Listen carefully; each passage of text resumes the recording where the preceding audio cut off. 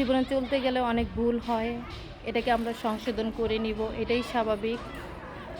আর যত বড় বিপদ আসুক না কেন, প্রিয় মানুষের হাতটা কখনো ছাড়বেন না, শক্ত করে ধরে রাখবেন। তাহলে দেখবেন জীবনে সবচেয়ে বেশি সুখী হবেন আপনি।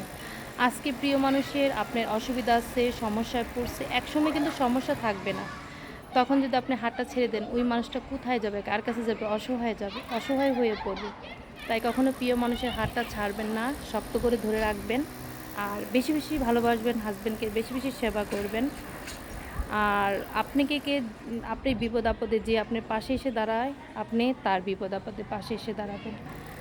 আর যে আপনি বিপদ দেখে দূরে সরে যায়, তার দিকে আপনি ফিরেও তাকাবেন না। আল্লাহ আপনাকে সমস্যা দিছে, একদিন না একদিন আল্লাহ আপনাকে সমাধান করবে, এটাই স্বাভাবিক। হতাশা হবেন না, বেশি বেশি নামাজ পড়বেন, আল্লাহর কাছে চাইবেন, অবশ্যই আল্লাহ একদিন না একদিন দেবে। বাড়ি গাড়ি, টাকা পয়সা, নারী পুরুষ, এগুলো সম্পূর্ণ উপরওয়ালার ইচ্ছা, ভাগ্যে। আপনার কপালে যদি থাকে, কেউ আটকাতে পারবে না। আপনার কপালে যখন থাকবে, অটোমেটিক আপনার কপালে চলে আসবেন। যে বয়সে আপনি থাকবে, ওই বয়সে আপনি অবশ্যই অবশ্যই পাবেন। আলহামদুলিল্লাহ। তো আল্লাহর কাছে বেশি বেশি চান, আল্লাহ অবশ্যই আপনাকে দিবে। আমি কোনো দিন ভাবতেও পারি নাই।